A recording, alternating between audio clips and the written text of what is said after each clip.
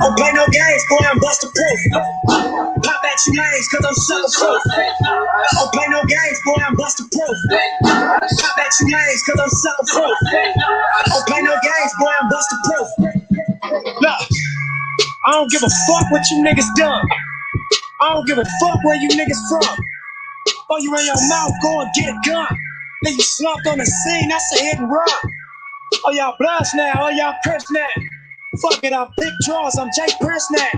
Frontline wars, we can't flex now. Boy, latex gloves, that's no Prince now. If you want bread, you got chip now. Couple things you can't buy inside this town. Loyalty, love, and respect. And niggas will extort you out your check. That's names, cause I'm sucker proof. Don't play no games, boy, I'm busted proof. Pop at you names, cause I'm sucker proof. Don't play no games, boy, I'm busted proof. Pop at you names, cause I'm sucker proof. Don't play no games, boy, I'm busted proof. Pop at you names, cause I'm sucker proof. Don't play no games, boy, I'm busted proof. I don't give a fuck how you niggas feel. I can tell it's fake, I can tell it's real.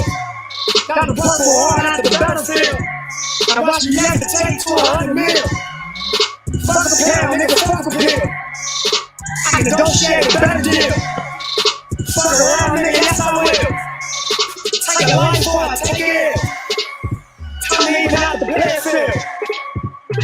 Niggas wasn't bad fit.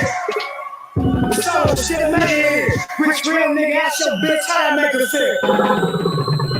Bang! Original bad man. Touch the road and tear up the thousand. The streets of my own. You don't know we chop on the streets, man, you send your own. Hey, get under than a toaster. You violate Russian and Costa. Why is Nipsey also? Exercise with trigger finger muscle. Gang bang when it lies, this shit so dangerous.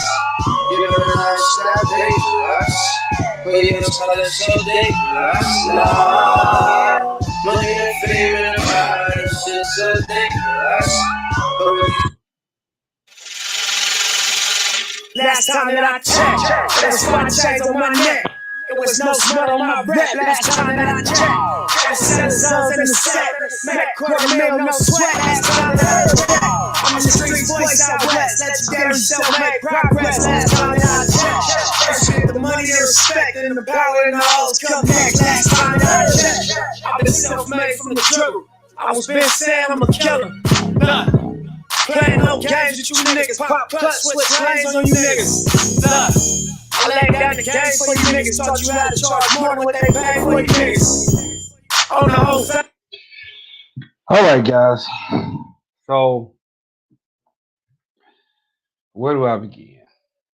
Okay, I'm gonna send a shout out to Brandon Tatum, guys. Believe it or not, I actually. Since I've said something, I watched this content, the last few videos he's been putting out, and this last video really touched me, man, because he put a video out about these kids that are getting killed.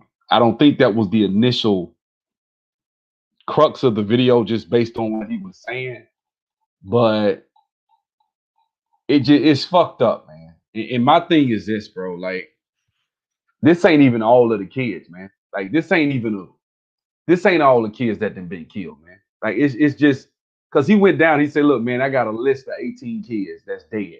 You know what I'm saying? A couple of people ain't on there. A couple of teenagers from Chicago ain't even on the damn video. I know for a fact that this is just a small swath of the amount of killings that we done had, and I'm tired of this shit. You know what I'm saying? I'm tired of it. I'm tired of black people really just kind of, I guess, business as usual when we got a little baby getting killed. That shit, and see what really fucked me up, I'm gonna be straight up with you. Cause I'm a person, man. I'm not a fucking robot. I'm not heartless. I care. I have a child, and the first thing, I don't care who you are as a parent. When you become a parent, you're gonna think of your child. When some shit like that happens, you're gonna think, what if this was my baby? What if this was my child? that's I can't even say it, man. I can't even get this shit. It's almost like it's something in me don't even want to speak this shit. Like it's because I'm that scared as a parent of something ever happening like that. But he was this little girl sitting in the McDonald's, and they come and spray the car and kill her. You know, and my thing is see, and this is the thing. This is the problem with the internet, bro. It's a lot of people out here that don't really give a fuck. Snuggles, I ought to give you the link. Tell me if you want the link. I want you to come on here and voice it while you typing that, what you just typed, fam, about a kid. I don't care what the parents do. The child is always innocent. That's why I'm worried. I'll never, like if I see a child with a crack addict mom, my heart's gonna go out to the child. I'm not gonna be like, fuck them, you know, fuck the child too. No, I'm not like that. I ain't like that, bro. Maybe, hey, I got a heart. I don't, when I see a little small, cute little girl, a little boy with a dad that ain't shit, that don't give a fuck about them, I care about those children. Maybe that's me. Maybe my heart too damn big. Maybe, you know what I'm saying? But I give a fuck. I'm not one of them guys that's just gonna be like, the hell with them kids. Fuck them. You know what I'm saying? Because I can't imagine, because my dad was in my life, but I can't imagine how those kids would feel being rejected, being treated a certain way. And Snuggles, if you feel that way, I really want you to come in the chat. I will gladly put the link in the chat. I want you to explain why you typing what you typing, bro. Let's see what you got. The point is, the children cannot protect themselves. It's up to parents to protect themselves. If we start talking very harsh like this, people will have to feel it for themselves and their own. Well, I don't think that shit gonna work. I think it's gonna only make you look like an ass. That's just how I feel. I think it's gonna make you feel. I don't think those parents are sitting like, I ain't gotta worry about it. Other people care. I don't think they give a fuck. As a parent, first of all, Snuggles, do you have kids? I can tell you don't got kids talking this shit you talking. If you do, I'm surprised. Actually, I wouldn't be, because, and I'm gonna say why, man. A lot of us as black men don't give a fuck about our kids. Just tell them the truth. Just go. I'm in one of the moods tonight. A lot of black men don't give a fuck about their kids. They don't give a shit if they ever see them. They don't give a shit if they ever have a good education. They're protected. Do they eat? Do they have clothes? These niggas don't give a fuck. All they care about is a nut. And what happens in between one nut to the next, they can give a fuck about, including their kids. They care about when I'm gonna get up in some pussy. That's it. That's what a lot of us, you know, are out here doing, man. You know what I'm saying? And I'm not even talking about you. I don't know anything about you. Do you care about looking at an ass, or do you care about saving the children you're talking about right now? Huh? Like looking like an ass, or do you care about saving the children you're talking about right now? Well, fam, when you say that you don't give a fuck about these kids getting gunned down, and then you blame the parents, like motherfuckers shoot in any black neighborhood. That tell me one thing: either you didn't grow up in the hood, because I know plenty of innocent children that got killed that their parents didn't put them in shit. You got Planet of the Apes monkey motherfuckers out there shooting, and the kid just sitting there playing with his toys or some shit, and he gets a stray bullet. I just mentioned about Donnie Samir's kid, the kid that taught his son how to ride a bike, slightly older than his son, got shot in the head, sitting in the front yard. His mom and dad ain't have shit to do with that. It's usually Sakaria Turner, the girl that got killed over there at the fucking Wendy's. Usually it's not the parents in some street shit, then it's a retaliation like you felt like it was with this one girl that got shot in Chicago. So that's what I'm saying. So you kind of sound myopic, bro. Your thought is very, I guess, small. You thinking small. You just thinking one perfect scenario. The dad got beef with a nigga around the corner, and they came and shot the house up, and the baby got killed. That's the only one you thinking about, right? I ain't thinking about that. I'm thinking about them motherfuckers shot my mama house up because they had the wrong fucking address. See what I'm saying? And guess what? Me and my son was in the living room. They could have shot me, him, my mom. No, you. I think that's just. I think really, and this is the shit I think. This is what I hate about the internet. is that a lot of times people are just fucking lazy. They come in the internet, she just chose wrong. Like, no, this nigga lied. This nigga put up a front. He said this, he said that. This nigga was all, lying to get the ass. Then once she got pregnant, he became a whole different person. Motherfuckers lie. Women can be deceived at 20 years old. Like, she can't figure out what the fuck gonna happen for the next 20 years. Like, she don't know this nigga ain't shit. I blame motherfucking men. I blame men more than I blame women because we supposed to be the leaders, bro. So that's how I feel about it. You know what I'm saying? So I know you're gonna keep pushing your point, but I honestly think you didn't. I don't think you really thought this shit through for a fam. Like, the little boy was at the mall, his mama was taking him to get some clothes. That was his mama's fault. She put him in that situation. All she did was took him to the damn mall in Birmingham last 4th of July. Them motherfuckers shot that bitch up and killed the little boy last year in Birmingham. Little 7-year-old boy, innocent. That's usually how shit goes with these kids. It's never the parents. A lot of times, it's just stupid, Planet of the Apes, low vibration, ignorant motherfuckers. That's just what it is. You know what I'm saying? Let me see what you got. In this case, one case, the father got in some beef. Okay, you right. Yeah, I tell you what, I wish it was only when the parents had a beef and it happened. That'll probably cut down on probably maybe 15%, 20% of the murders of our little babies. A lot of motherfuckers ain't aiming for kids most of the time. Most of the time, they aiming for some other motherfucker that's probably shooting back, right? We seen that shit a bunch of times. How about New Year's Eve? How many kids get killed on New Year's Eve? Motherfuckers shooting in the air, right? Damn bullet come down and hit. I mean, I didn't even know that shit was possible. Bullet come down and hit somebody and kill them. That shit happen every year. I done seen it. And I'm gonna read some more comments, but I'm gonna see what you get. I guess you're right, but I thought you were just talking about this particular situation. Well, yeah, I mean, even in this particular situation, man, fuck that shit. That nigga should look. If you going at a nigga because you in the game's beef and you just indiscriminately spray his car and you really want to hit him, you still a Planet of the Apes motherfucker. Fuck the daddy. I don't give a shit about him. Just because her daddy is a piece of shit, don't mean his daughter's supposed to get shot up and I'm supposed to say fuck it. No, I'm not like that. I just ain't built like that. Let me read somebody else's comments. See what y'all talking about up here. No. It wasn't Danamir's son. It was a friend of his son got killed. 10 years old. He was sitting in the front yard playing with something, playing with toys or whatever, and motherfucker came down the street shooting.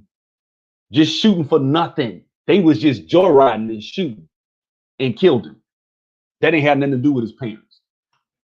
See what I'm saying? Most of those shooters are imbeciles. Exactly. Most of them. And my thing is this, even if you got a beef with the dad, I done had beef with motherfuckers. You want to come and spray up, why don't you just go whoop his ass? Whatever happened to that? Whatever happened to just showing up and beating a nigga ass? Whatever happened? We don't do that no more. Show up. Y'all got 3-4 niggas up there standing around. Ain't nobody gonna jump in. Y'all square up one-on-one. We get in the circle and we go at it. Whatever happened to that? You know what I'm saying? Motherfuckers is cowards these days. Bitches. They out here shooting and you fucking around hitting babies and shit, man. Let me share my screen. This is the shit I'm talking about right here. Look at this, man. This little girl here shot January 26th of this year during a drive-by. Right? Shot during a drive-by. We don't know who they was going at, but she was out there. They shot. You see children, your dumb ass don't even, like, you think about this. You have to at least see the children out there before you open fire, but you still choose to do it. This is why I'm going to be completely honest with you guys. This is why I don't have as much pity and sympathy for street motherfuckers when they do shit. Like, because although a lot of times cops do be on some fuckery, cops, man, you can't make that shit up, man. Cops a lot of times will do some fuck shit. But a lot of these street niggas ain't shit out here, man. I'm just being straight up. A lot of them ain't. Like, I know some niggas that if cops kill their ass and everybody went viral, I'd be like, that motherfucker had it coming. I would. I'll probably make a video like I knew that nigga. He wasn't shit. I will say it.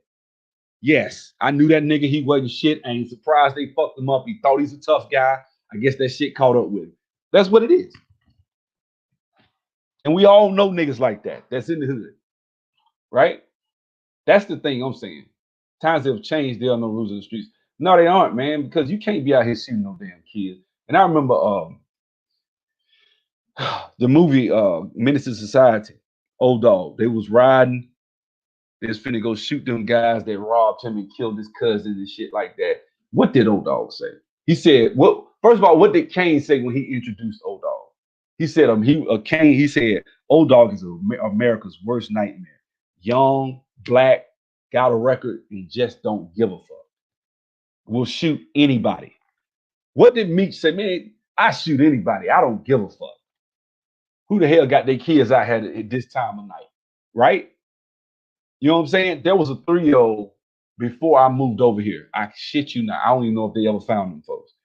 There was a 3-year-old shot, like literally 2 days after his birthday, in the back seat sleeping. Some motherfuckers rolled up on the side, shot in the car at 10:30, 11 o'clock. The baby in the back sleep. He wake up screaming. The mama says she held him till he took his last breath. Can you imagine, guys? Think about it this way. And this is where I agree with Brandon Tatum on this. He just said this. Think about this for a second. Imagine you are a cop, right? And you pull up and you see this little girl right here, lifeless body, sitting in the back seat, bullet holes and blood everywhere, right? The dad is going crazy, screaming, crying. You grab the baby, you pick her up, her lifeless body, and you trying to give her CPR. They done shot the girl in the head, in the back, stomach. This little innocent little girl. I don't know what you say. Even a bad child is still an innocent when it comes to what they being bad with. Like what they doing, running around, screaming, acting. They just babies. I got a 5-year-old, man. It ain't shit he gonna do to ever warrant being shot at 5 years old. Ever. No child deserves to be shot at. I don't give a fuck what your parents do. No child deserves to be shot at. There should be some rules. There should be a code. There should be a bounty on the motherfucker. If you shoot a kid, you should be scared. But you're not, are you? You're not scared, are you? Why aren't you scared? There should be a bounty on motherfuckers. Them niggas, they need to find them motherfuckers hanging from a bridge, like torched and burned and cut into pieces and shit. With their damn dick cut off and in their fucking mouth. That's the type of shit I do to these niggas. That's what you deserve. Even if you didn't mean it, we don't give a fuck. We don't care. That's what I'm saying. Because this ain't no excuse for doing this shit to a little girl like this, man. 7 years old, she at McDonald's. My son loves McDonald's, man. Daddy, can I go to old McDonald's? He always say it like that, man. You know what I'm saying?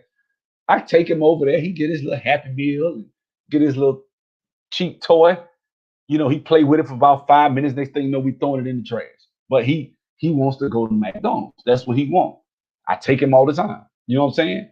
That's what he like. He always wants his juice, which is a fruit punch. For those who don't know, he love the fruit punch, right? So I get him his fruit punch. He love it. You know what I'm saying? What kid don't love McDonald's? We did.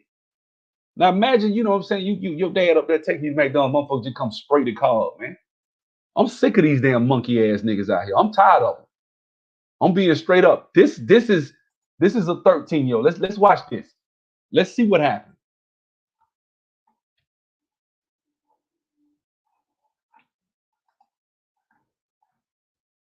Hold on. Let me stop and then I'm gonna reshare it. I'm gonna share it again and share the audio. Give me 1 second. What is it? I think this is right here. Yeah, this is it. Share audio. Share.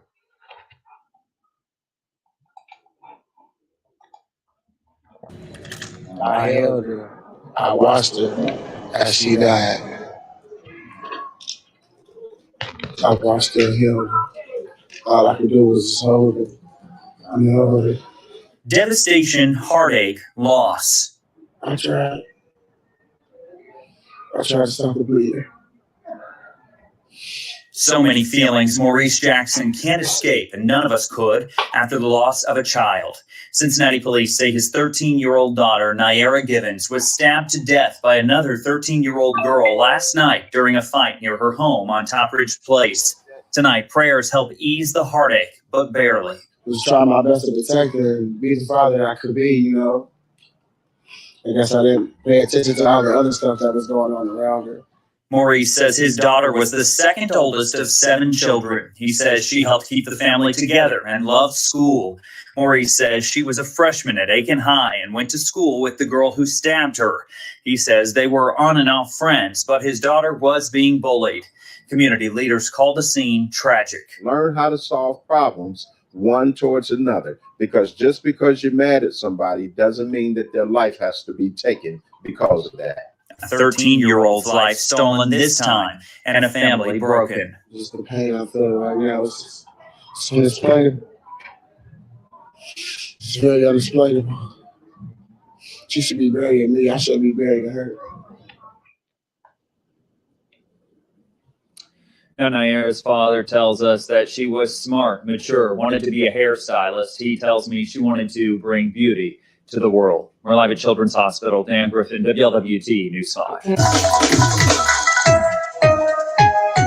I mean, how many times that is all too common for us as Black people to be seeing shit like that. And my thing is this, man, like, this is why a lot of times I think there's a sentiment in the Black community of just not really giving a fuck when it comes to people getting shot, man. When it comes to Black people getting shot by, you know, somebody, it really doesn't really compute, man. You know what I'm saying? Most of the shit you see, if I type a shot video, all you see on the damn YouTube algorithm is police shooting. That's all people give a fuck about. You know what I'm saying? Guys, let me explain something to you, man. If Black people, because y'all, guys, I don't think y'all realize this, we make up 51% of the murders in this country, right? Every year. Yet we're only 13% of the population. Let's take that down. Let's say we did the amount of murders that is commensurate with our percentage of the population. So instead of us doing 51, we only do 13% of the murders in this country. If there are on average, let's say, I don't know, 14,000 murders, you literally only gonna have about 1,700 murders of Black people. We on average 6 to 7, 8, almost 8,000 some years, where we killing each other, man. You know what I'm saying? And I shit every year, a bunch of them is just babies, man. Every fucking year. And I'm tired of this shit, man. I'm a lot more sensitive. I'm a lot more sensitive to this shit as a father than I was. I ain't gonna say I didn't give a shit. I just was like, damn, man, that's fucked up. Then I kept living my life. I'm gonna be straight up with you. But now as a dad, shit, you know what I'm saying? And look, I try to do everything. Y'all see me, I always got him with me. He right in that sleep right now. I always got him with me. Always feel like I want to protect him. As a dad, you sitting there, it's some bullets, somebody gonna be shooting outside and a bullet coming here. Let me sit by the couch and sit in front of him. So, you know, just you always think like that. You know what I'm saying? Just always, bro. That's just how, as a parent, you want to protect your child. Chicago police say one of their officers took Jocelyn Adams out of the car and gave her CPR in the back of an SUV as another officer raced to the nearest hospital last night. It was not enough to save her, but her family says tonight they personally thanked that officer. Jesus gave it to me. The agony and the outrage over Jocelyn Adams' death is not just that her life was far too short. She was just 7 years old. I'm a grandfather. Those are my grandbabies. It hurt. It hurt. It's that her last moments were so very ordinary, so relatable. I was in this drive-thru last Thursday with my child getting chicken nuggets. We could have been in the drive-thru line when this happened. None of us are removed from what happens each day in our community. Just yesterday, this space, now filled with balloons and love notes, was a crime scene. He couldn't breathe on the phone, and he was just like, Ma just kept saying, "Mom, come get me. They just shot my baby. They shot my baby up." Police say Jocelyn Adams was shot and killed when two gunmen ambushed her dad's car in the drive-through lane of this West Side Look at McDonald's. that shit, man. Look at that. Look at these fuck niggas. Look how they shoot. This nigga is driving the car. You shooting all over here. You know what I'm saying? What type of, I'm sorry, guys. And see, this is where black conservatives, when they call them coons and shit and how they talk to black people, sometimes there's where you shouldn't give a fuck. This is one of them. When you do some shit like this, I have no problem with what the shit Brandon Tatum says. Look at that. They trying to shoot the damn, they want to blow the damn car up. Look at that. They shooting the gas tank. Damn, fuck niggas. That's the shit I'm talking about. That's the shit I'm talking about right there. Shooting these damn babies, man. I just ain't got nothing for the. I'm tired, guys. I'm almost just spent when it comes to giving a fuck about street niggas getting shot by the police. I just ain't got it no more. You know what I'm saying? Part of me, sometimes I'm like, well, you know, it's, at least if you a street nigga, you chose a path in life. These children don't know if they gonna go to the military. They don't know if they gonna be a doctor, a lawyer, shit, a MC, a basketball player, a football. They don't know what the hell they gonna do. 5 years of my little boy, if you ask him now, he don't know. He 5. All he knows is he want to play with his tablet that daddy, mama bought him. That's what he want. He want to play with his tablet. He want to play Sonic. That's what he want to do. You know what I'm saying? And I bet y'all like, damn, son, why you going live talking about this shit here, man? They just shot a little girl. Check this shit out, right? I'm gonna find another video on this. Let me see if I can find some shit on this here about this little girl that got shot. Now she is Dior Harris out of Syracuse, New York. Let's see what we got on her. Parents of baby shot to death. Let's click on it. Here we go again. 11 months old. Syracuse, New York. Just in April. Just a couple of days ago. This shit was 7 days. This is last week. We ain't heard shit about it. But these motherfuckers want people to be all emotional. And look, listen, I'm not saying that if people lose their family members and shit like this, that it's not a hard thing to see. Because it is. You know what I'm saying? But I'm not finna be that guy that's gonna be too emotional. That's why I don't get emotional about people like Mike Brown and stuff like that. I think Mike Brown was murdered too. I don't think that hands up, don't shoot shit was fake. I think what happened, like I said, he was staggering. That's why he had bullet wounds in the top of his head. The cop was aiming to kill him. That's no other excuse. He wasn't aiming to immobilize. He was aiming to kill. He was staggering, falling down, and as he's falling, you shoot while he's going down. That's why he got a bullet in the top of his head. You know what I'm saying? And that's just real, man. What? Damn, I can't click on this. Let's do this one more time. Let's try this one. So I mean, you know, we'll get into it. I'm gonna just count. I'm trying to find some sort of. Here we go. Let's see if we can get this to play. Precious. Hold on, here we go. So check this shit out. Here go. No, this wasn't even a year old. I mean, just think about this shit. This baby was not even a year old and is dead, y'all. Check this out right here. Check this out. I know this shit is hard to watch, but sometimes I go and watch it because we need to know what the fuck is going on out here.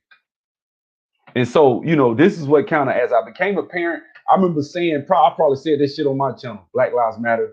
As I became a man, I remember when people said stuff, I used to always be the main one saying, well, y'all don't care about when black people get killed. And I always said that was hypocritical and that was white people's way of defending themselves when people try to call them out for shit, right? I've said that before. Then I became a dad and you know, and as you get older, you think, you know, the shit you might not, when you're a dad at 12, when he's 2 and 1, you might be thinking different when he's 4 and 5. And the older the child gets, the more you become concerned about their future, the more you think, the more you evolve and change, which is why most people that are older that have kids are conservative, whereas you're liberal and don't give a fuck and think that there are 100 genders when your ass is 21 and you want to fuck as many people as you can because you're 21, you want to fuck as many women. It's not people. women if you're a dude, and guys if you're a girl, right? But you get what I'm saying. So let's keep going. Precious, full of life. We often hear 11 months, not even 1 year old yet, just learning how to walk, talk. there's nothing that compares to the loss of a child. Her first and only Easter. Look at her. What did she do to deserve that? Happy. What did she do to deserve that? Not long ago, Dior Harris was with her family, learning to walk and talk. To know any of her favorite things that she might want, to see her color, to do anything. None of that type of stuff we won't see because she gone. My baby is gone. She gone. She is gone. Dior's family says this past Sunday was supposed to be a fun day. Great fun day. No. Only to come back from their birthdays to hear that They got to miss their her birthday. sister is gone. Dior's mother, Desiree Seymour, says she and Dior were visiting family. 5 people in the vehicle, Desiree and her cousin in the front, 3 kids, including Dior, in the back. She says they were on Grant Avenue when shots were fired and 3 hit Dior. How can you pull up to a vehicle and look past adults and look at babies and just start shooting? Now Dior's mother and father and the rest of the family are seeking justice. The message is that we need to get the person who did this. Justice need to be served for Dior. She didn't deserve what happened to her. Justice for Dior! Justice for Dior! Justice for Dior! I mean, this shit, man, it's hard to watch. It's hard to watch, bro. And that's what I'm saying. Like, we got so many of our kids getting shot out here, man. Like, I can give you another video, kid out of Philly. That's just one out of Tuskegee. Let me see what I'm like. Damn, Tuskegee? Who the hell? But I know it's some thugs in Tuskegee too. They everywhere. This shit universal. Here we go. Right here. Davion Tarver. Shot and killed in Tuskegee, Alabama. This some shit right here. Let me find this one. How the hell a little bit ass, but this is my damn hometown news people covering this shit. Tuskegee? Come on, man. 4 years old? Oh, they got this nigga face on here. We got to show this one. Hold on. I got to show this one. They got his ass. I hope they in there bending his ass over too. Hope they bending his bitch ass over. Let's get it. So this is my hometown. Let me see if I can. Is it going on? Okay, Capitol building committed suicide. Okay, we got it. You can make the world a brighter Sorry, hold place on. for yourself and others. Sorry about that. This is it right here. Similasan. Let's see if I can skip this. This allergy season. Macon County Tuskegee police confirm a 3rd arrest now in connection with a drive-by shooting that killed a 4-year-old. Tremont Jarrito Jr. was arrested in Phoenix City today. He is joined by... See, look at these bitch ass niggas. Look at all 3 of them. Look at them. If I was a cop, if I was a CO, let me tell you what I do. Man, I set them niggas up right. Them niggas getting raped the first night they come in prison. You hear me? Them niggas getting fucked. You know what I'm saying? With a nigga with a huge dick, no Vaseline, blood. Fuck them niggas. Bitch ass niggas up here shooting a baby. Joshua Washington and Emmanuel Howard Jr. All 3 are 18 years old, and all 3 are suspects in the case. 4-year-old Davion Tarver was shot on Pleasant Springs Drive in Tuskegee back in February. Police say it was a stray bullet that hit Tarver, who was inside a home at the time. He at home. I mean, he at home. I mean, that's what I'm saying. It's just, that's usually how shit works. It's always you wasn't trying to aim for them. You was trying to get this other fuck nigga that you didn't like that did this, did that, right? I know. It always worked like that. We got one in St. Louis. See, we never hear about this shit, man. We never hear about it. It's always, but we know detail, we know blow by blow, detail by detail about what's the girl, Sakaria Turner, whatever her name. The girl that just got, that's the other girl that got shot, but the girl that just got shot up in Columbus. We know who was doing what. We know what the call was said, right? We already know in minutes the dude that just got shot in Virginia that got shot 10 times. I'm sure half of y'all done heard about that shit, the gay guy. He got shot 10 times. And so we already know the details of that shit. But we don't know when our babies get shot. I'm talking about around the corner. We don't know shit. You know what I'm saying? This shit crazy, man. Like, I hate it, man. I hate it. And I bet y'all like, man, why sub talking about this morbid shit? Y'all want to see me up here talking about something funny or something? No, I just ain't got the energy. I ain't got the energy, man. There was a candlelight vigil tonight for a 7-year-old girl who was shot and killed on the Central West End Sunday night, and the family is pleading for justice. You didn't have to do that to her. What you did to her, how you did it to her, she just a baby step. Shaking with emotion, Selena Johns cannot fathom why someone would murder her 7-year-old niece, Demaya Fleming. This is a child, like she innocent, she never did nothing to nobody. A gunman opened fire on Demaya and her father, Darian Rankin Fleming, as they sat inside his car Sunday night. Sources tell 5 on Your Side's Christine Byers that police found cash and a gun inside Rankin Fleming's car.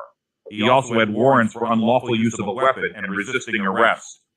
But Johns wants nothing to do with those on social media blaming Demaya's father. He's not the reason. The guy who pulled the trigger is the reason why Demaya is dead. Now, let me say this right here. This is what Snuggles was talking about. Dude had warrants. Dude was out here on some street shit, right? Had beef with a nigga. The nigga tried to shoot him and killed his daughter. He, first of all, should not have had his daughter in the car.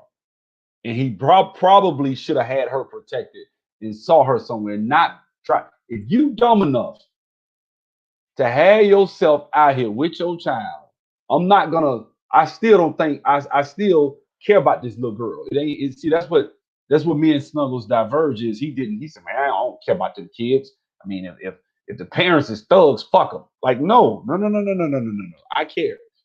I care about those kids because guess what? If the parents are thugs and you don't care, one day they're going to have a shotgun pointed in your fucking window trying to blow your brains out. You should care. You should care. It's your fucking community. That's how I care. That's how I feel. Even if I move my ass out to the east side, around the white folks, I'm still going to have to deal with, these are my people. So, if I can help it, I can. And I hate to see shit like this because that street shit, man, what is it? What has being a thug really gotten black men? Like, let's go into that for a second. What the fuck has it gotten us? What has thug life gotten black men? Huh? Can somebody answer that for me? What has being a tough guy gotten us besides fucked up in every way imaginable? Somebody tell me, how many, for every nigga that make it to the top and he the king of the streets, you got 150, 200 niggas that got fucked up. Am I right? I don't even think it gets some coochie, bro. I know y'all, some of y'all like to say that they get the coochie. Bro, trust me, this shit don't go like that. Trust me, niggas out here just like me, regular educated brothers running through them like it ain't nothing. It ain't nothing to it. Not that I'm doing that now. But what I'm saying is I have. Getting ass is easy. I think this shit is deeper than that. I think black men have an infatuation with being a fucking John Wayne tough guy, dirty Harry motherfucker. A lot of us do. I'm a tough guy. I'm a real nigga, right? You run around with shotgun. What is a real nigga? Dude, can somebody tell me that? What is a real nigga? Everybody says that shit now. So a real nigga. I guess the nigga that shot this car up and killed this little girl, I bet you he thought he was a real nigga too. I'm a real nigga. I shoot a nigga. Oh, like you shot that little girl? Bitch ass nigga? That was something that I can't fathom, man. And you know that movie Chirac, what's the name character started crying and shit when at the end and shit like that. I don't even think it's like that. I don't. I think a lot of these niggas, when they shoot these babies, these niggas don't give a fuck. These niggas do not care, man. What you got? This is a spiritual problem. When you bow down to the devil, shit like this happens. Jonathan didn't have to get killed with Saul, but he was in the vicinity. Yeah, I'm telling you right now, bro. Like, I'm looking at all these kids. Tuskegee. I mean, I can keep going. We got one in Birmingham, just shot February. Let's look at this one. Major Turner, little boy, shot in Birmingham. I was just talking about the other kid. Oh, damn. They got it. Oh, that's okay. He was 2. Okay. So, but you know, let me share my screen and show y'all something right quick. See, Birmingham is bad. Birmingham is bad, y'all. It just is. Like, look at this. 5 killed in 7 days in Birmingham. This is this year. Right here. This is the little 2-year-old boy. God rest his soul. 2. He's 2. You know what I'm saying?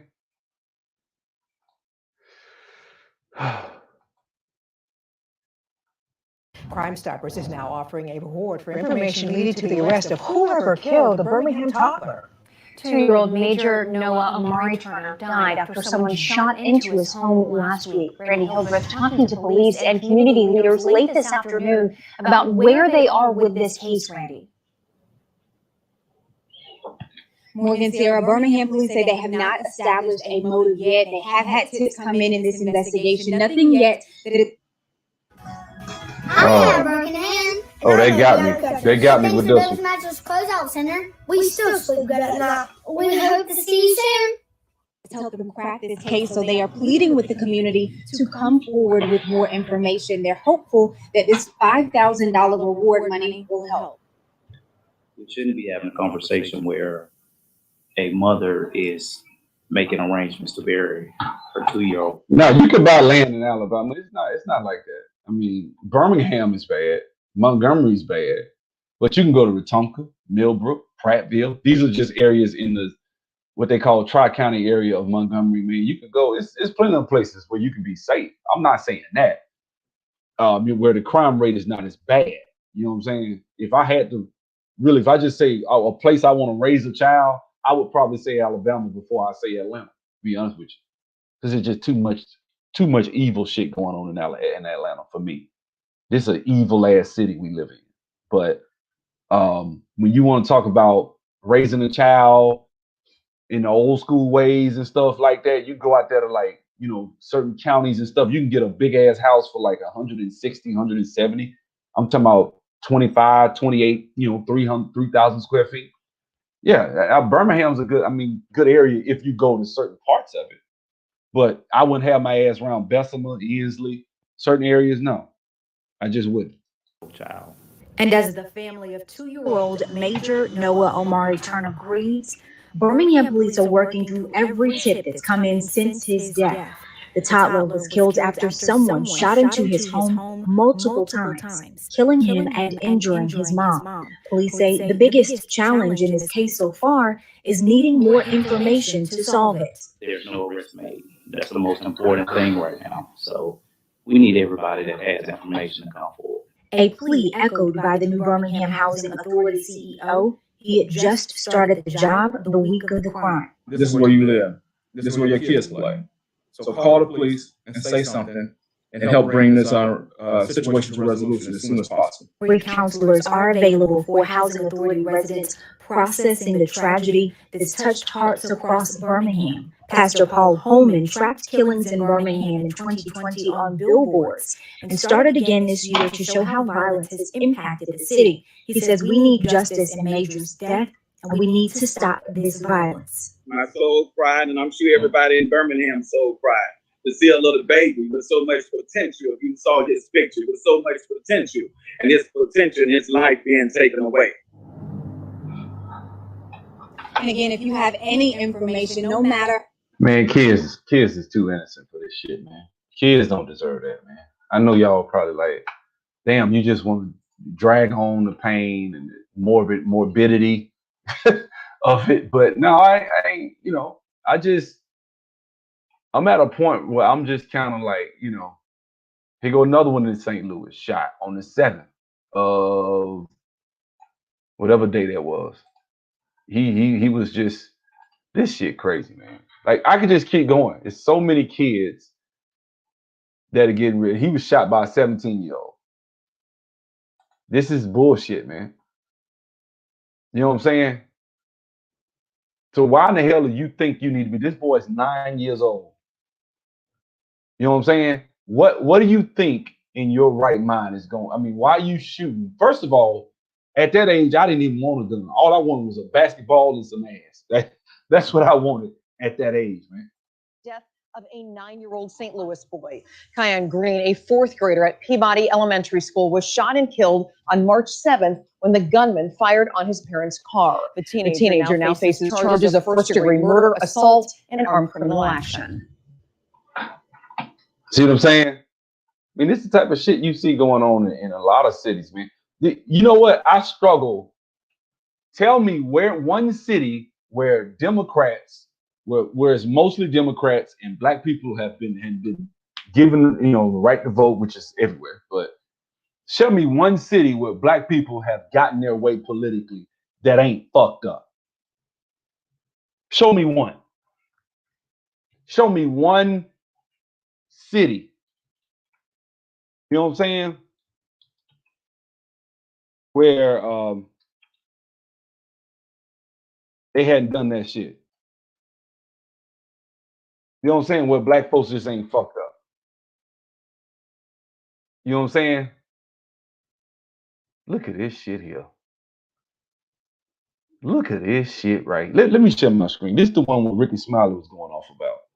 So this is the little girl in Birmingham that the dude, they got video footage of the dude abducting her. And what this says is she was given meth sedative before she was murdered. They drowned her. So let me tell you how they did it. They held her head they drowned her in a tub and then burned her body. Tried to burn her. That's a real life. That's some it shit. That's some shit that like only a real monster would do. Who the fuck would do some shit like this to a little baby? See, this is where I'm talking about. This is what I'm talking about. And my thing is, when I see shit like this, I don't give a fuck about no damn Black Lives Matter. I just shit don't even faze me like that no more. Her cupcake has ended in tragedy. Police say the body of Camille McKinney has been found in a dumpster. She was abducted from a birthday party in Birmingham October 12th, prompting a massive search. 2 suspects, Patrick Stallworth and Derek Brown, now face capital murder and kidnapping charges. Stallworth has been jailed on unrelated child pornography charges. Tonight, our entire city is mourning. Camille is gone. Tomorrow, we will be screening warrants for kidnapping and capital murder against Patrick Stallworth and Derek Arisha Brown. Both suspects are in custody. Authorities say there's no known connection between the suspects and the girl's family. They gave that girl meth, man. Okay, at AT&T, everyone gets our best deals on. You an evil motherfucker, man. You evil. Like that's what I'm talking about. An autopsy found that Camille Cupcake McKinney, 3-year-old Alabama girl who was found dead in a dumpster after she was kidnapped from the birthday party, was given meth, amphetamine, and a sedative before she was murdered, according to reports. Prosecutors stated Tuesday during a preliminary hearing for Patrick Stallworth, 39, that he and his girlfriend, Derek Brown, 29, used candy to lure Camille away from the birthday party on October 12th and kidnap her. ABC Birmingham News affiliate reported. Birmingham police detective Jonathan Ross testified that he spoke to the 10-year-old at a birthday party, spoke to a 10-year-old at the birthday party, who said he saw a man and a woman in an SUV handing out candy, and that he saw Camille in that SUV crying, according to look, man. So the little girl probably knew she was going. Them folks that grabbed her and was going to do some dirty shit to her. I ain't gonna say she knew that, but she probably want to go home to her mommy or some shit. I feel sorry for babies when that shit happens. So why the fuck? Like, this is my thing. This is where I get a little emotional, because I see us getting so emotional every time a cop shoot. Bro, you talking about 50, let's say 100 people per year, worst case. You know how many motherfuckers, how many babies we done had that's killed? I'm just talking about innocent children. You know what I'm saying? Minors. How much of that has happened? Because this little girl, this one right here was one. This cute little girl, he don't even know who this is. Little Rock, Arkansas. Right here go another one. This shit is easy, man. It's so easy to find. You know what I'm saying? This shit easy to find. It's everywhere. 10-year-old. That's what I'm talking about. She was 10. I could go on and on, man. This shit happens all the time. Like it just, and it's something that you can't get away from. It seems like we always do it. And guys, I knew people back when I was a kid that was getting killed in elementary school when I went to school with them. Like, I ain't trying to be. I knew people that got killed. Like this shit was crazy, man. And so my thing is, how valuable is Black life? Because I hate to sound like the traditional conservative, but how valuable It's been a little over 24 hours for Laquita Bradley, who lost her daughter Jalea here Saturday night. She hasn't been able to eat or sleep, and she says out of all of the emotions she's feeling, justice is a major part. They took my baby from me. She was only 10 years old, y'all. Jalea was loved. A mother who woke up Sunday morning hoping it was all a dream. Y'all, it hurt me. I can't even get my words out like I want to. Her daughter, 10-year-old Jalea, was an honor student, fashionable yet sporty. She loved basketball. She was with her mom and other family members Saturday afternoon when gunshots rang out. She fell to the ground right here. I'm trying to hold her and do CPR on her. And take her pulse at the same time. LRPD is charging Ladarius. It's always these type of niggas here. I promise you, my son won't wear his hair like that. I'm gonna knock the shit out of him. I mean, I know that hair ain't got nothing to do with a nigga killing somebody, but it's always I don't even like the way these young boys wear their hair now. I don't. I'm sorry. Call me old fashioned. I don't like the way these niggas wear their fucking hair no more. I don't. That shit ain't got nothing to do with African pride. That shit is just knotty, dusty looking. That's what that shit is to me. I don't give a fuck. The shit dusty. You run around with your hair all knotty like you ain't combed it in months and shit. Come on, man. Hate that shit. Burnett and Eric Hall Jr. with capital murder. Bradley said the men approached her family about drugs and allegedly said this. You lucky kids around here, because I air this MF out. Little Rock Police Chief Keith Humphrey came to pay his respects at Jalea's memorial. So they came up and said, you lucky kids around here. I add this motherfucker out and then proceeded to add out. Get them niggas to chair in about 2 days. You got 48 hours. We giving your ass lethal injection. We not waiting. You getting lethal injection. You are a menace to society. You cannot be redeemed. If you are over like 14, 15 years old and you do some shit like that, I might get your ass to jail. I'm dead serious. Like that's where I'm at with it. You out there shooting babies. Them niggas knew what they did. Memorial and describes. So that tell me right there, you knew this shit was heinous and you did it anyway.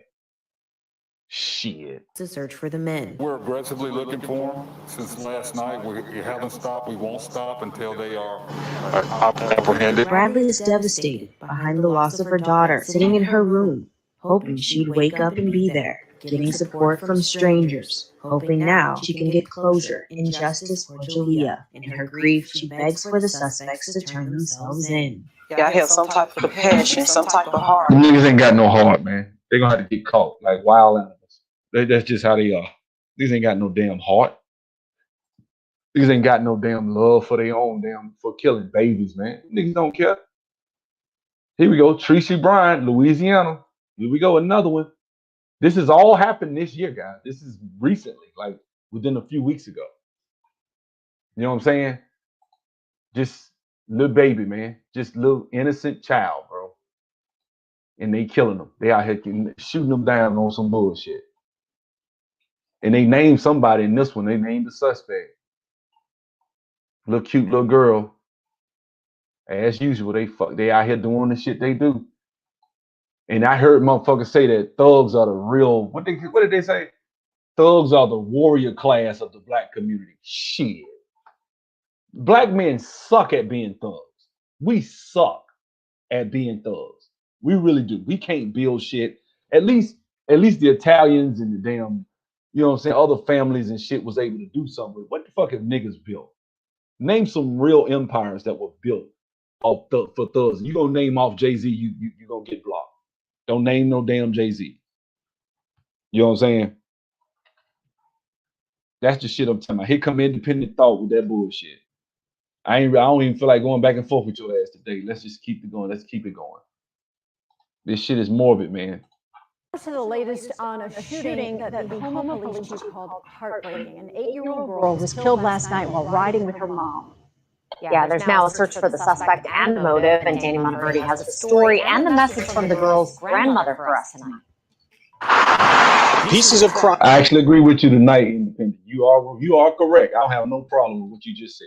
Crime scene tape are the only sign about what happened on Main Street in Houma Monday night. It's scary to know that something like this could happen. It was about 8:30 when gunfire outside sent this neighbor, who didn't want to be identified, ducking for cover inside. It happened so fast, so fast. 8-year-old Trace Bryant was in the car with her mom and one of her mom's friends when another car began to follow them. This video, provided by the Houma Police Department, shows the moments before the car that followed them opened fire, hitting Trace. My heart's broken. My heart's broken. It's a key piece of evidence police hope will help them find the gunman, who remains unknown. Trace's mother rushed her daughter to nearby Chabert Hospital, but doctors couldn't save her. That was the girl's only child, from my understanding.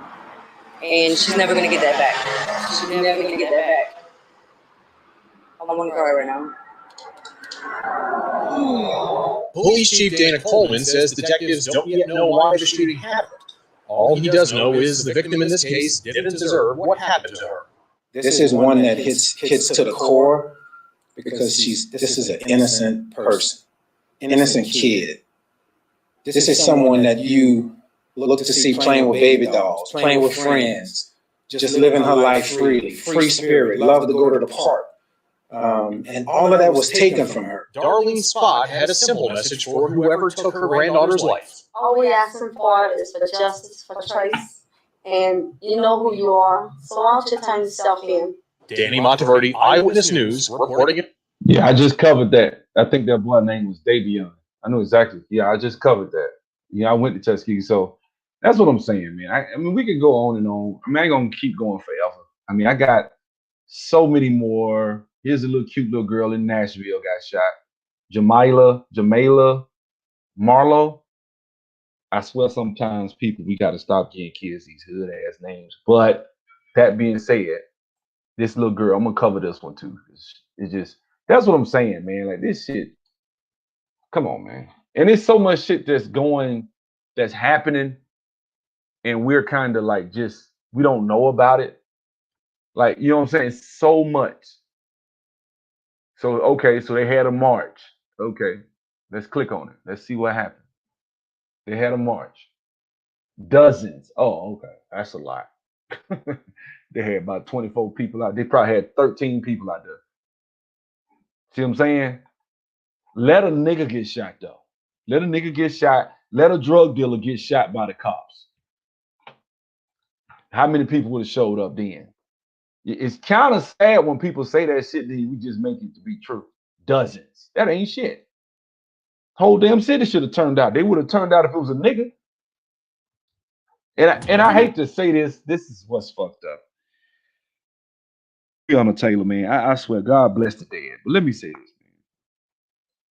And if you don't believe me, I'll show it. Breonna Taylor was the one doing the shooting. All right. Not only was she the one doing the shooting, from what I hear, I have not heard this. There are recordings of her talking to the guy that was in jail that was the drug dealer ex-boyfriend, talking about when she moved some dope. She moved some weight herself. So I don't, so that shit, it's just getting worse and worse on that case. So it is what it is. But let's keep going. The number of people killed in Nashville this year continues to climb, and some in our community are now taking a stand against it. Thank you for joining us on News 210. I'm Alex Dennis. Chelsea Vineport is in studio to tell us about today's march against gun violence. Chelsea. Yeah, Alex, dozens marched through the streets of North Nashville this afternoon with an escort from Metro Police, honoring the lives of those lost to gun violence, including a 3-year-old child.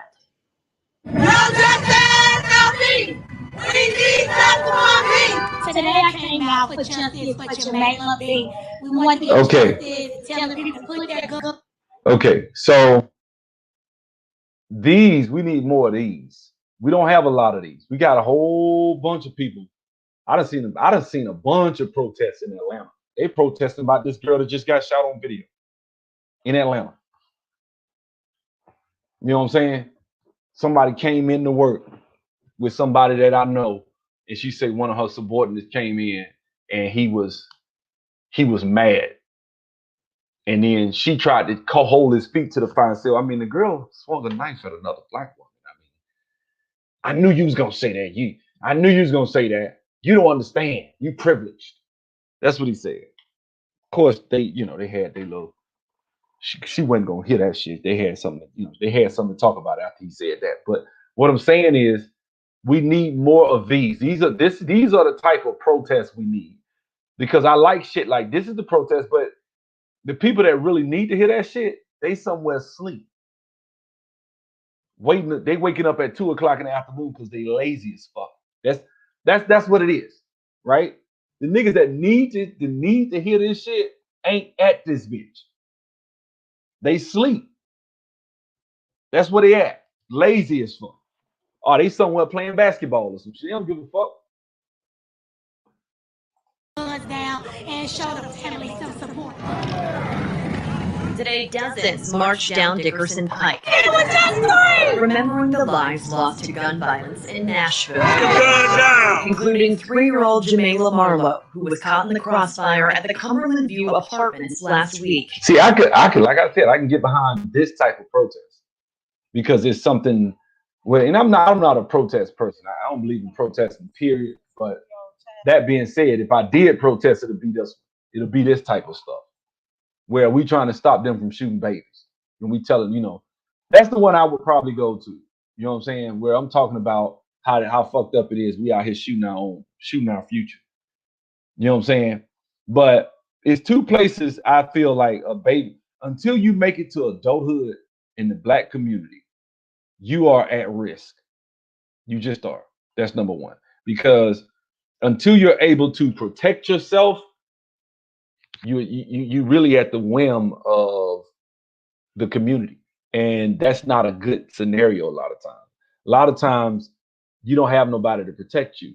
So when you are a child and when you're in the womb, especially in the womb, it is dangerous. It is dangerous. That is the most dangerous place for a black person is in the womb. It just is. Because your mom, the chances of your mama having your brain sucked through a tube and they sell your damn organs to some white folks is high. See what I'm saying? And so that's some shit that I think, honestly, I'm going to just tell the truth. I believe there's a curse on black people right now that is being perpetuated by the amount of abortions we get, the amount of babies we kill every day. It's Friday. You know how many babies they kill a day? Probably thousands. It's Friday. It's payday. You better believe all across this country, black women been going up in there getting their babies killed. Right? So we got that going on. Then we got, when they get out the womb, you got sorry piece of shit ass dads that don't want to raise their kids. I'm just telling it like it is. And so the mom does the best she can, but that child's at a disadvantage because that child's not going to get the nurturing they need. They're not going to get the attention they need. And they're going to be developmentally behind and challenged. By the time that child gets to the 3rd grade, they're already going to know, okay, we're going to have to build a prison over here because of the way he's performing. We already know statistically, him performing where he is at this age, chances are he's probably going to go down this path. He's going to join gangs. He's going to sell dope. And by the time he's 19, he's going to have a rap sheet as long as my damn arm. So let's go ahead and start building prisons over here. They already know. You know what I'm saying? I don't know about you. I don't like that shit. I don't like that we're predictable like that, but we are, man. We are. And this is a culture thing. A lot of this has to do with culture, non-biological behavior. Any non-biological behavior is culture. I don't like arguing with people. Black people don't have a culture in America. Any non-biological behavior that the people that are descendants of slaves have, that have common ancestry, is culture. Period. Point blank. And I just think that that's one of the main things that I don't think we really address. We don't address individual responsibility, and we don't address shit like this shit right here, man. Like, I that's why I'm all tuckered out about Black Lives Matter. I'm tuckered out. I just, you know what I'm saying? There was a time, guys, I'm gonna tell the truth. There was a time where I kind of bought into the hype too. I tell the truth. There was a time I bought into the hype. There was a time where I literally probably stated that black men are being hunted by the police. I said that shit. I said, man, they hunting us, man. They hunting us, man. They killing. Y'all saw it. I went on my channel the other day. I looked up in the last 12 months, total in America, there have been 984 police shootings. Total. 75% of which are black. 25%, I mean, are black people. Right? And usually out of those that are armed, you're looking at about 75, 80% of them are armed. So you get about 50, 60 murders a year. Not good. But that's what it is, man. You know what I'm saying? And so it just seems like, I don't know. If I had to name a list of issues that the black community is facing, and I guess we can go down the list for a second. Number one, fatherlessness. That's number one. That is the number one issue in the black community is fatherlessness. We can talk about economics, but you can fix economics so easy when you got intact families. You just can't. And guys, let me tell you something. If you're not with the lady, you got a child, be a father to your child. I'm like Ed O.G. and the Bulldogs. I'm old school nigga. You know what I'm saying? Be a father to your child. If you do that, like my parents got divorced, I was in the first grade. I saw dad all the time. It was as if they were still together. I mean, they wasn't together, but he was around. You know what I'm saying? He was. Dad was around. Dad stuck it out. You know what I'm saying? He wasn't running. We can go to him and, hey, he needs this, he needs that for school, he needs this. And okay, but holler at me Friday when I get paid. We'll get it. Every time? No, of course not. Sometimes he didn't have it. But he would say he didn't have it, you know, Dad. Anyway, we ain't gonna go there. Dad, sometimes he just, you know, he would give sometimes he'll be like, boy, you gonna have to raise a family one day. You got to take care of family. I can't just be giving you my sister got whatever she wanted though. Anyway. But hey, I'm cool for that. I love him for that. That being said, you gotta be a father to your child. I think fatherlessness is the number one pressing issue in the black community. Notice you're not gonna hear white supremacy, white nationalism, and racism anywhere on my list. You just won't. I think marriage, the lack of marriage. I think people trying to raise kids with baby mama. I think marriage, which fatherlessness can be, well, okay, I'm not with her, but I love my child and I see him every weekend and I'm being a dad and that's different, you know. But regardless, I guess I can kind of put that into a bowl and put those two together. I would say education is another one. I think that's number two, and I'm gonna tell you why.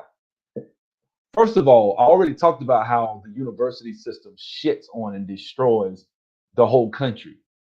And the university system is really the epicenter of all stupidity, all of the dumb, stupid ass ideas that we see, right? If you go type up the word gender fluidity, it was created by some college professor somewhere.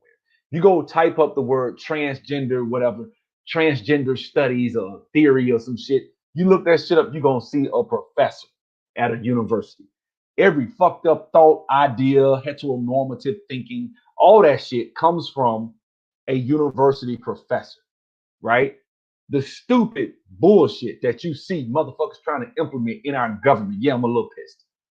The stupid shit you see people trying to implement in our government, trying to,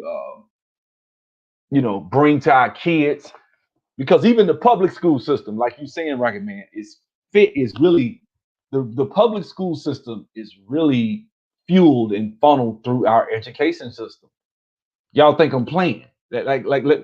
All you gotta do. No, I'm not even a big fan of this guy because I think he does say a lot of racist shit. I do. I think he says a lot. I can still watch his shit, but I know he says a lot. Like the shit when he's trying to joke and be funny, he'll joke about shit that he just shouldn't be joking about. You know what I'm saying? I'm like, man, you shouldn't be saying no shit like that. So, I'm not the biggest fan of Crowder. I'm not. That being said, one thing I do respect about Crowder, you go on these universities, he'll debate these people, and you see some of the dumbest shit on these universities, and it should frighten you. It should frighten you. Like this one chick right here, let me see if I can find it.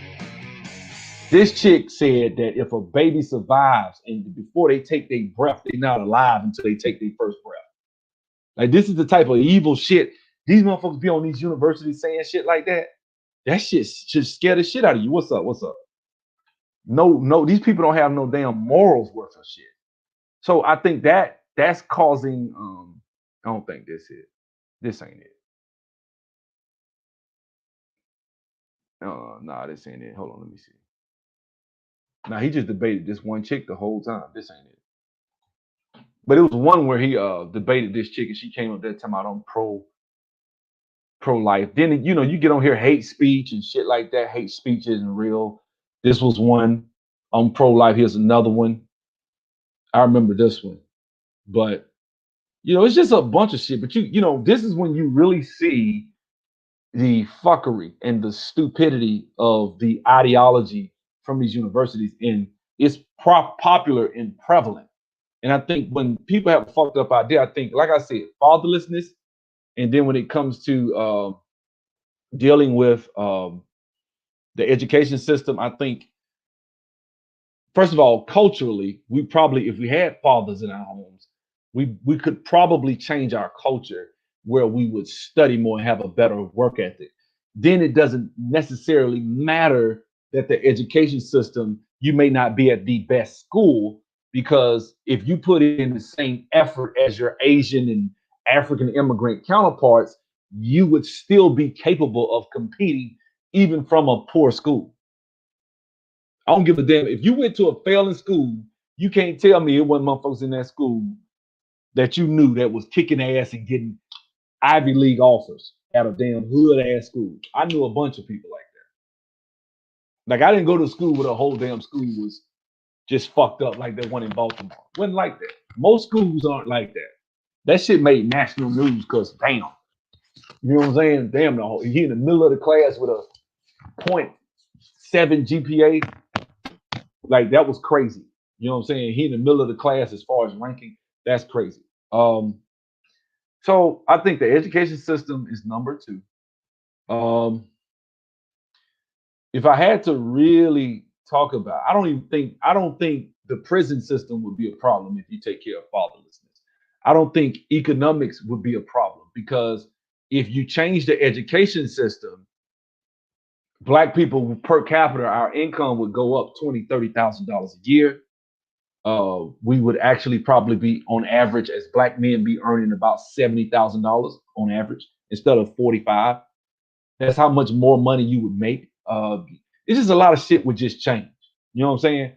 Like you just tread water in the white community if you making 85. That's what they expect. That's what they all make. The shit. That's what they all make. That ain't nothing.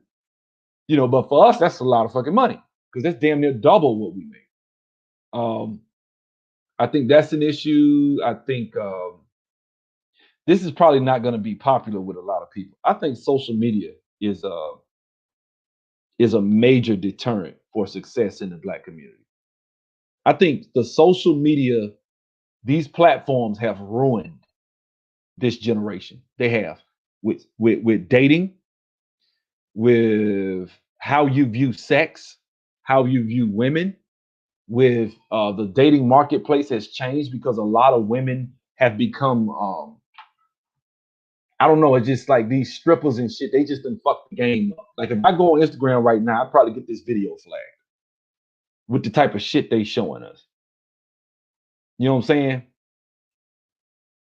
So that's how I feel about it. I think social media has ruined a lot of people, man. It just has. Hit me up, Erica. Hit me up. I had texted you. Hit me up. Um, I think social media is something that really I could probably put that shit in the top 10. It really is a big fucking problem. If everybody uninstalled Instagram, Twitter, Facebook, you know what I'm saying, all these weird ass apps and shit like that, if everybody uninstalled them and went back to just fucking communicating, walking up, and just say, "Hey, how you doing? My name is so and so, so and so. I'm here. I do this. This is what I do. If you want to join me, you can, whatever. You talk to people and you pass out your card or network. Man, that shit would change everything overnight. People will see how easy it is to talk to people, and so I think social media is really a problem in the Black community. I would say top 5. Like it's that fucking strong and influential and powerful. These folks are scared to talk to each other. I agree. So let's see what else we got.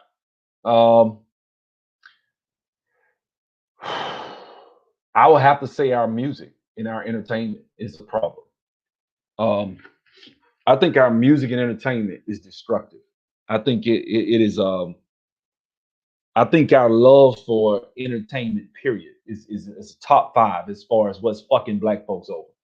When you talk about our love for entertainment, if you really look at it, we admire Meg Thee Stallion. We admire the motherfuckers that's on Real Housewives of Atlanta. Like, you know how many women want to be on that fucking show, would love to be on Real Housewives or on some reality TV. Like, if you have a camera, you know how many times I live in LA, you know how many people I see walking around this bitch with cameras. If I just go downtown, what's this, Friday, 12 o'clock, somebody out there with a camera and people all trying to get on camera and shit. People want to be celebrities and stars. You want to be these people. A lot of us, we want to be these people. You know what I'm saying? Reality TV, I think, has really run a number on Black people. I just think the whole entertainment industry, our music, our entertainment, period. You know what I'm saying? The shit we watch, right? I just showed y'all last week, Black Lightning, the type of shit they do with the police, right? Why? They want to keep you angry. And I talked about uninstalling Facebook a second ago. They want to keep you angry, guys. You scroll through Facebook. I bet you I'm not on Facebook no more, as you can probably tell.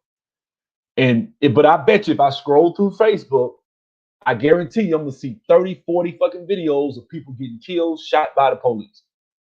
And now you mad. Now you angry. What Facebook has done is been able to mobilize niggas in a way we have never been able to see. They got us. They can control us with their algorithm. All they got to do is set up certain videos and make them prevalent. There's a Black single mom here in Austin with 1 million subscribers. Her channel ain't about shit. Yeah, that sounds about right. You know what I'm saying? But I'm just telling you, I think television, I think entertainment, that's one of the biggest damn things. Really, I'm going to say this, and I know this is probably not going to be popular with a lot of y'all. This is my channel. I'm going to say what I want, right? I will say one of the biggest problems is the church, but not in the ways you guys might think. I think the church, as somebody who is a believer himself, I think the church is just not as studious as they used to be. Like, people knew the scriptures back in the day. They don't, man, these folks today don't know the Bible. They don't. Most of them don't. Right?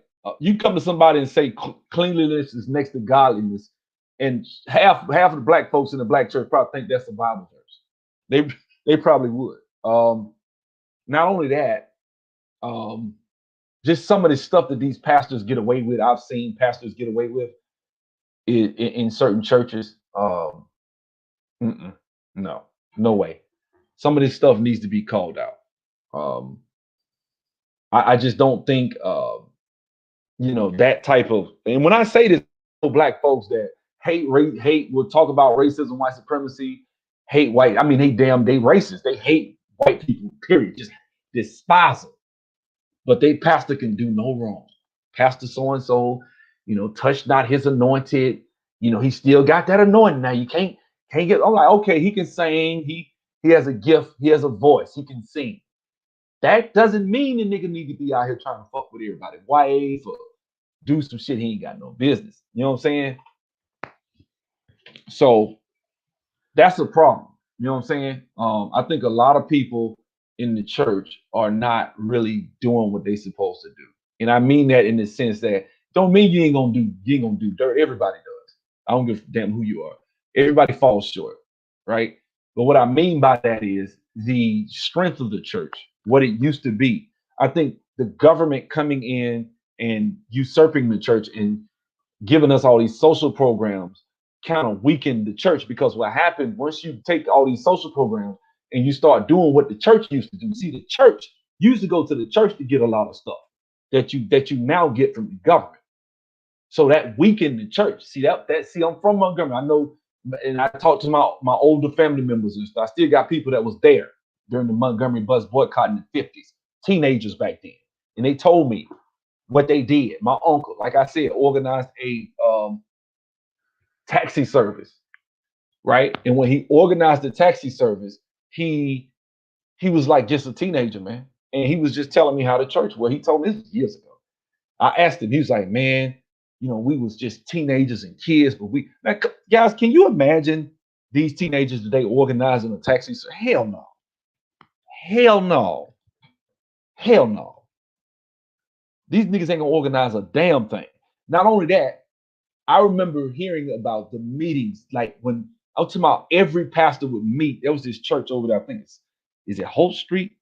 Somewhere over there, like right on the edge of the highway where 65 and 85 kind of join, right? And you get off right there, and there was a church. You could see it from the highway. And they done boarded it up. They kind of painted the windows with a bunch of civil rights signs. But that church used to be like people would meet there and they would all just congregate and discuss what they were gonna do. Like the men would stand.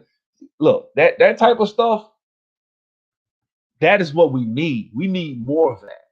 You know what I'm saying? But this time we discuss what we're gonna do economically, how we're gonna build, networking, different things like that. It's a lot of things that could be done. But if you remove the men from it, it's gonna be what it is now. So that's something I think that needs to happen. You know what I'm saying? That's just me. I know a lot of brothers don't even have, a lot of them don't believe in God, a lot of them don't believe in church anymore, but that's just me. I think that's something that's important that I think that we're missing. That's them hole in the wall ghetto pimp churches and the church of Lamar Bryant. Yeah, man, I can't stand that greasy nigga, man. I don't like that nigga. Jamar Bryant. I know exactly who you're talking about. Pastor Jamal Bryant. Yeah, I can't stand that nigga. Every time I see him, he pushing Democrat this, Democrat. Like, nigga, you can't possibly believe the scriptures and pushing this evil shit when you see them pushing all that gay shit. You live in Atlanta. I know, like, I'm wondering, like, dude, you can't be a pastor. Like, see, I couldn't be no pastor. Because, see, I'm going to call them homosexuals out. I'm going to say, well, I'm like, look, that ain't a God. That ain't what the scriptures say. And I don't care what the world say. I'm not finna toe that line. I'm not finna give you that. This is what the scriptures say. This is what God wants you to be. You a man. You're supposed to, you know what I'm saying? So who molested you? Who touched you? That's what I'm gonna say. I wouldn't be playing with them. I seen too many times these pastors be playing with them. They in the choir, they leading, they up there leading the choir with his hair pressed down his back. He dancing and damn near twerking in church and shit. Man, come on, bro. Come on. That shit. So that right there got to go. That got to go. And I've seen some old school pastors that'll go off. Certain churches you wouldn't dare try that. You might get your ass whooped. If you a dude and you the choir director, you come in certain churches. I know like them old school cats. There's some of them knew King personally. They knew E.D. Nixon. They knew Abernathy. They knew where they lived at and shit. Them dudes that you ain't coming up in their church. Oh no. No. You know what I'm saying? No. In fact, I remember churches where a girl got pregnant, or if you came in there and your dress was too high, they gonna give you something to cover it. That we need that, man. We need that. We need that again. That's what I'm telling you. I know a lot of people don't like the church. I know a lot of people are black people. We don't need that no more. We've evolved past that. Look at us, man. Look at us. Look at us. Some shit, like you should have a conscience. Like there's no way that a man should be able to think that he's gonna go out, lay with a woman, say what he gotta say, tell her he whatever for her, get her pregnant, and don't ever see his child again. Don't send her 50 cents. And he has a completely clear conscience. My dad would have whooped my ass if I'd have did that shit. My family would have disowned me if I had done that. That's what family do for you. And I'm not trying to say that like I got the best family in the world. We weren't perfect, but I know damn well if they knew I had a child that was mine, what you gonna do? Oh, we finna go over here. We finna see what's up. We finna because they looking like if this is your child, that is our DNA. That is our blood. That's how we think. That's what I was told when I was a kid. That's our blood. My mom said, "Don't you be out here messing with them fast tail girls." You know, when I was young, messing with them fast tail girls, and look, they managed. I'm telling you, and if you get one pregnant, you know what I'm saying? I'm gonna make you take care. I'm gonna make you. I was like, okay, you know. So I kept hearing that when I was a kid. You get one pregnant, damn it, you gonna have to take care of your responsibility. That shit ain't like that no more. You know what I'm saying? Let me tell you something. A lot of dudes, you get their daughter pregnant back in the day, they come into your house with the shotgun, my nigga. Like, well, come on, let's go to the courthouse. And the parents wouldn't protect them. You know why? Because they're like, well, did you do it?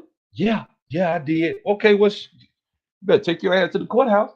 You ain't finna sully our name. But now you got parents that be like, well, I mean, how you know it's his? He ain't gonna take the blood test. He ain't got to take no blood test.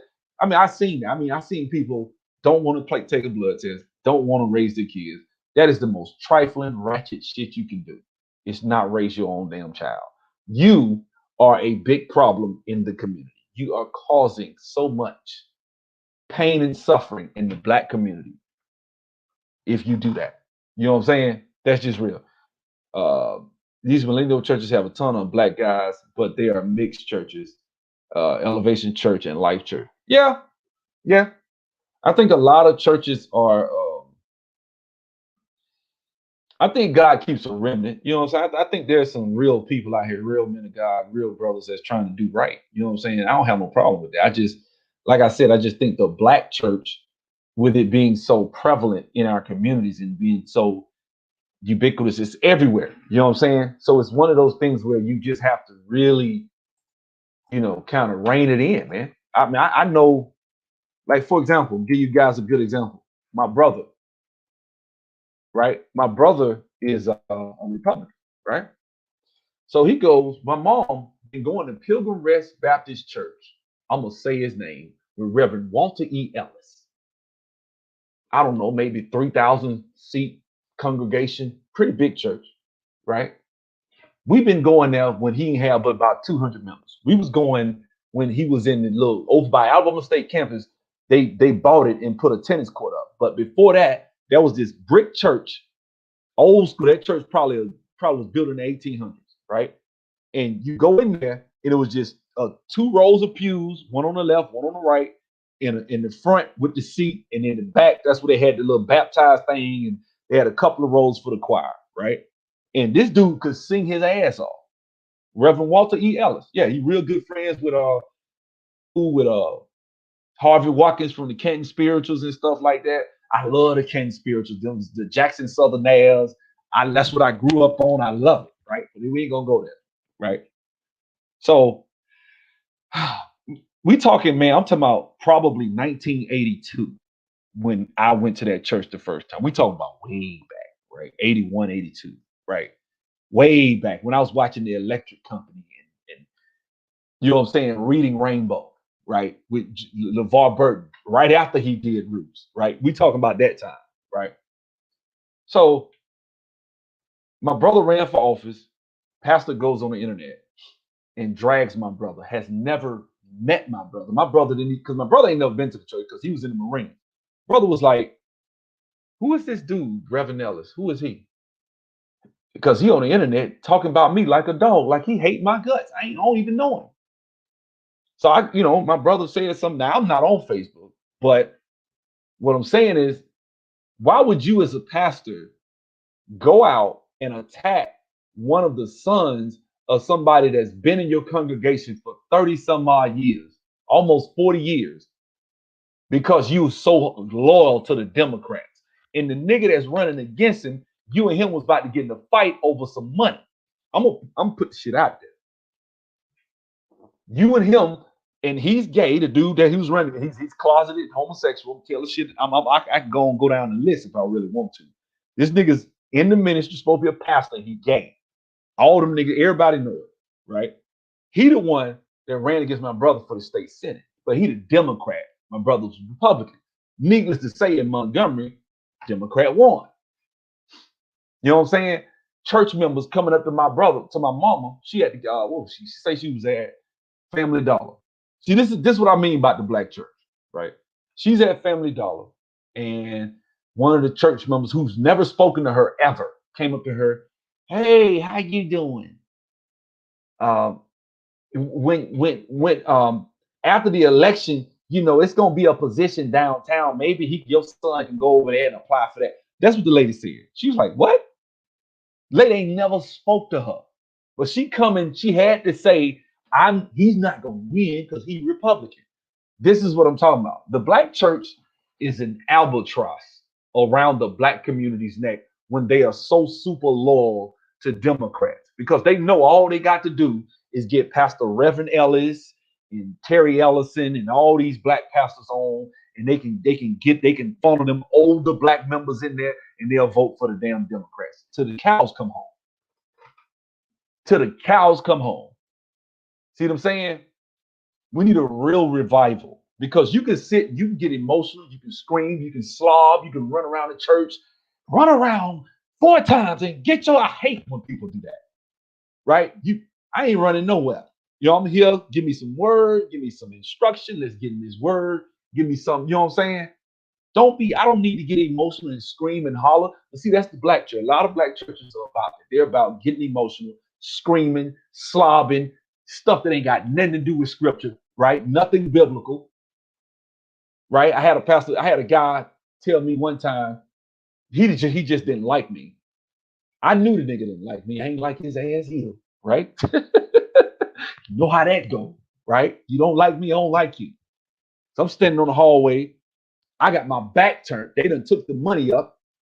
They come into the thing. Yeah, we don't want nobody on the hall, man. We don't want no spirits on the money. I'm like, what verse is that, fam? Talking about spirits on some damn money, nigga. You know what I'm saying? Black folks, like, and that's the thing. He literally thought that was some deep shit he said. He thought he really had some biblically sound shit to say. And I'm just looking at this nigga like, you ignorant motherfucker. What do you even know Jesus well? Do you know anything about the Bible? What verse can you quote? Like, when you come up here saying something like that, I'm like, oh, really? How? So what made you think that spirits are gonna get up? See, but that's the black church. A lot of people, they believe dumb stuff like that. I seen people come in there and preach just to get an eruption out the church. They'll stand up and make some crazy prophecy of, God told me in 2 weeks you're gonna have a husband, you're gonna have a house, and God is gonna give you $500,000. Run around it, and they'll run and like you wonder why. You wonder why. I'm like, I can't go to them like that. I ain't gonna lie, I can't go to a church like that. I can't. I'm not gonna stay in there. I can't. You know what I'm saying? Because especially as men, we're studious. We study.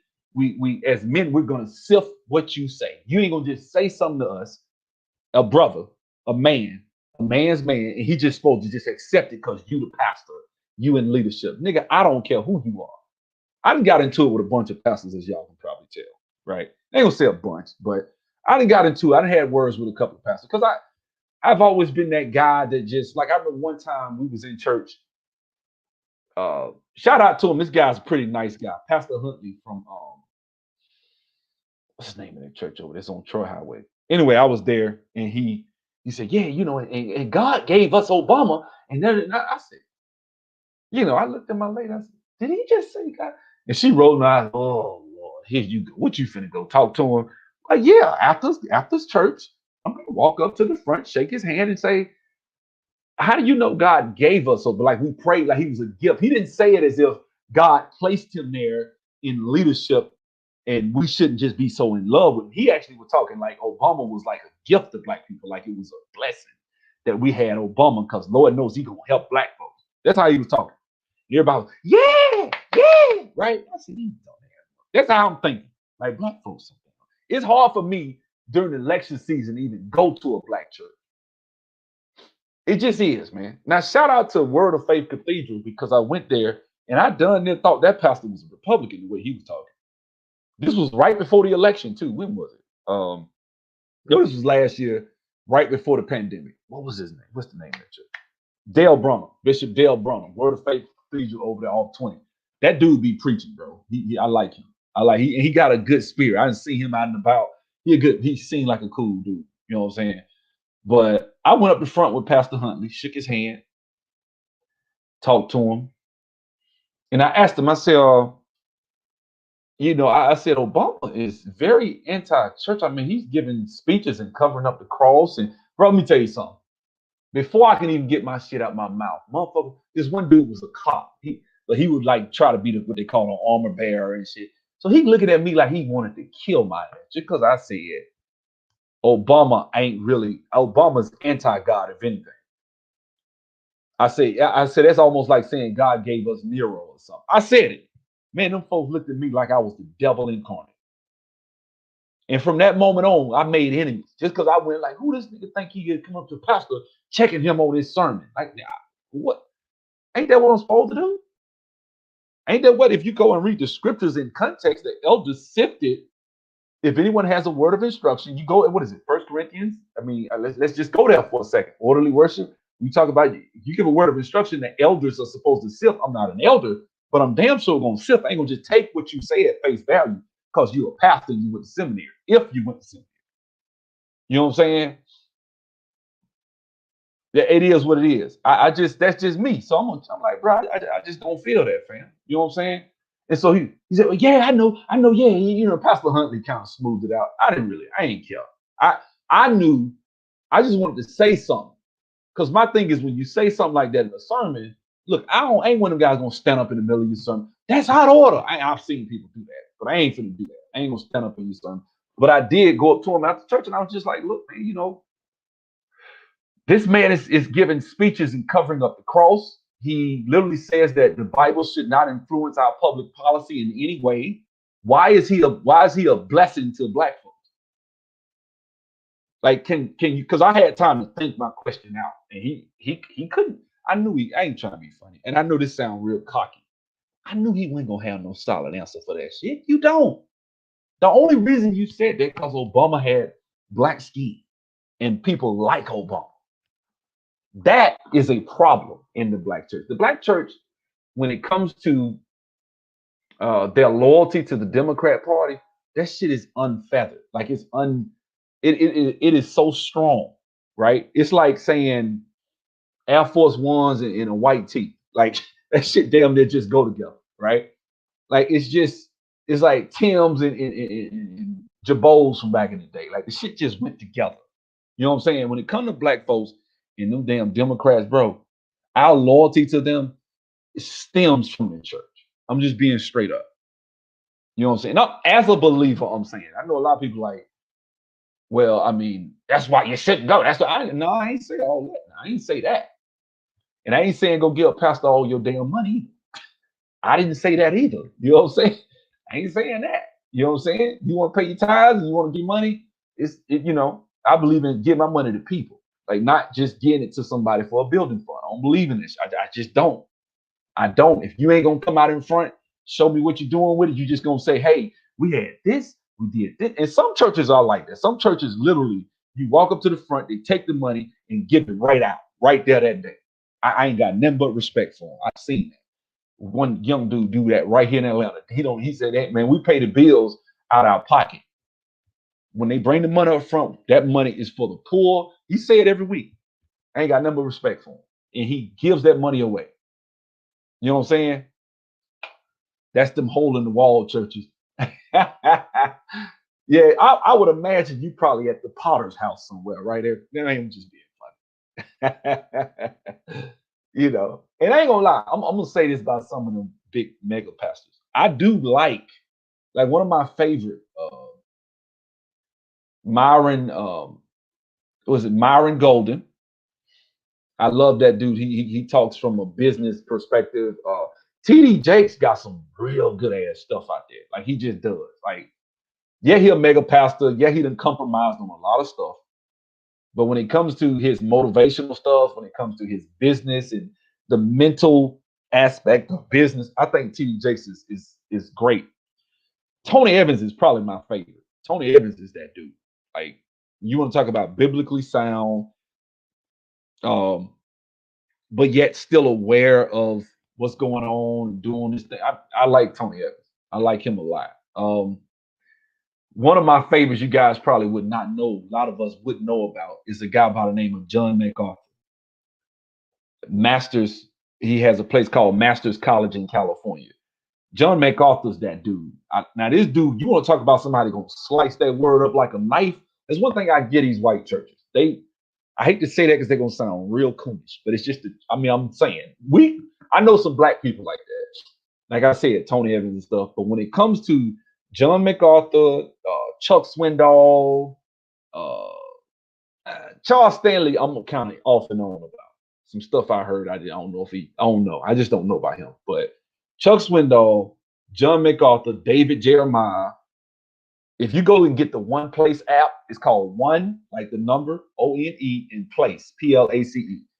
One Place. Type that app up. They got all the different people on there. You can go through and listen to different people. There was this one guy, Paul Washer, and he a beast. And I think I listen to him on church history and stuff like that. So, I kind of like that type of stuff. So I like stuff that stimulates my mind. And those sermons are really, I remember some powerful something. Now, there was one guy that was a beast, real nice dude, too. Will give you the shirt off his damn back. That damn John Piper. Desiring God Ministries. Bruh. That dude, white dude, I done met him. He worked with a ministry called Campus Outreach, and we used to work together. And they based out of a church called Briarwood in Birmingham. Big ass mega white church. You would get lost. I got lost in Briarwood about 3 or 4 times. It's that big. And but they hooked up with John MacArthur. He's out in Minnesota. I hadn't been checking on him lately. But he that guy, man. He preached, you talking about preaching, a lot of that, I hate to say it, when I started really getting biblically sound and studying the scriptures and really trying to understand it, was when I got away from the black church. I hate to say it like that. That's why I can say what I'm saying, because it's not like I was able to, when I started studying covenant theology versus dispensationalism, I didn't even know what the hell that was when I was at a church, and God told me he gonna give you a husband in 5 minutes, run around the church. Like, when you hear that type of stuff, you're not gonna, you know what I'm saying? You folks, you person next to you, they slobbing. I never forget this one time I was at Pilgrim Rest, man. This dude, Lord have mercy. This dude stood next to me, man. He's slobbing, spits going everywhere. He's spinning his head and he getting dizzy and falling all out. I'm like, man, come on, bro. Ain't nothing wrong with you. You just putting on for the city. You know what I'm saying? I don't like that. You know what I'm saying? And I heard that name. I heard of Vody Backham before. I definitely heard of him. It's been a while, but I've heard that name before. A couple of my friends mentioned him, but I didn't really start really understanding the scriptures and getting sound biblical teaching and understanding how to study for myself, how to exegete the scriptures and really know what I'm talking about, and understand what is covenant theology, what is this dispensationalism, and what is Calvinism and 5-point Calvin and the tulip. What is it? Total depravity, unconditional election, limited atonement, irresistible grace, and perseverance of the saints. Right? Like that type of stuff. They got a tulip for the other one. I think it's Methodist. I think it's Calvinist versus Methodist. Like I was almost gonna go to seminary with it. And it was really some so I was really into it like that, but I hate to say it, man. It was the white folk. I hate to say I went to a white church and they started teaching me about Jonathan Edwards and not John MacArthur. What's the guy name? Martin Luther, the Protestant Revolt. Now I read all the history, not just the books they wanted me to read. You know what I'm saying? And I got off into it, man. I started realizing, like, Yeah, a lot of these folks y'all talking about was racist as hell. Yeah, they lived in the 1800s. They was racist. You know what I'm saying? A lot of them were. But, I was able to read it and learn a lot of different things. And then when I went back after having been in that environment for like college and all that, then I go back home and visit I'm at home with mom, and then we go to church. It just was weird. It just was.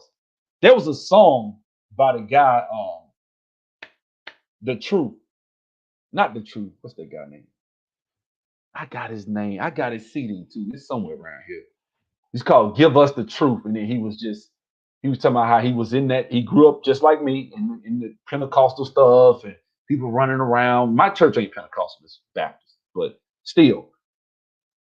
Next thing I knew, he came back and he was just telling me how he just saw how unsound that stuff was. So you see what half the problem with black folks, they don't study. So they're easily led astray, right? That's why somebody from the conscious community can run circles around the average Christian. I'm just being straight up. The average black church Christian will get circles ran around a lot of times. And they're supposed to be spitting some straight garbage, but you don't know. So they'll come say something. I don't know nothing about that. I know, I'm like, what? And so that's how a lot of them get people, because they come around, they catch the lowest unsuspecting black person that don't know the scriptures. That's who they attack. That's who they go at. You know what I'm saying? People that don't know the word. You know what I'm saying? It says, y'all moms took you to church where she felt comfortable. So look at your mom if you go into a trash church. Yeah, but I'm gonna say this right here. I think the older generation church is different. I think there's been a transition. Older generation, that's what they like. You think my mom in Montgomery, some of these same churches that they might have new pastors in, but these churches were the churches where they actually changed the world in Montgomery, literally through the bus boycott. Like these were actually the leaders. Abernathy, these guys. But think about Martin Luther King. He was from seminary. He was sharp. He knew his stuff. Pastors back then, you couldn't just jump out there and just say, I want to preach. God led me to preach. Oh, you got to go study, son. You go get a master's in divinity from Morehouse, then you come on back to us. And a brother coming out of Morehouse going to be sharp as hell. And I'm a Tuskegee guy. But even I will admit, the Morehouse brothers be sharp as hell. So, that's what Martin Luther King was. And so it's that's like trying to compare Warnock, who just Easter, just basically dragged and said, basically almost said Jesus ain't even real. He's supposed to be a pastor of Ebenezer Baptist Church. And then you look at what King was as the pastor of Ebenezer. Completely like night and day. You know what I'm saying? So it's just a different mentality. So my mom, who's 80, she got us back then, and that's that, man. And I didn't know I didn't know it wasn't sound until I really went. Now my mom ain't been like, and I started teaching her a lot of stuff. She started identifying and seeing it for what it was. She's like, man, now she tell me anyway, she's like, I should have left a while ago, because after he dragged her son on the internet, she left. But what she was like, well, he was really not the most sound biblical teacher anyway. And that's just that, man. Every time I go to church now, I'm sifting. I can't turn it off if I want to. Everything you say, I'm weighing it. Like, okay, because I got a little mental Bible, right? I'm like, I don't know if that's true. I don't know if that is sound, what he just said. I always do that. That's how you're supposed to do, man. So that you know what I'm saying, you'll know when somebody give you something, you get some sound teaching. It's not like that, man. I don't really need to be fed. Like, I don't need nobody to go to church for the feed. Actually, a lot of times when I go to church now, it's just to go to the environment of church itself, getting around other people that are, of the like spirit and mind, and getting that encouragement, that's what I go for. I don't go, especially with a son. Me and my lady, we dress up, we go, we take him, we drop him off in church school. I mean, whatever they call it. You know what I'm saying? He has his little kid school, toddler school, and we go in there and sit and listen. And Bishop Dale Brunner, that's why I go, Bishop Dale Brunner. And it's pretty cool. You know what I'm saying? I don't have no problem. Do I think everything he says is so super deep? And man, you go to church, if you studied yourself, you gonna it's gonna be, I ain't trying to say that like you don't know everything, but you're gonna have to kind of really squeeze to get something out of it. It's not gonna be like it was when you first got in church and everything the pastor said was so profound. Now it's like you're not gonna get so into what the pastor's saying. He might be talking about how to pray or something.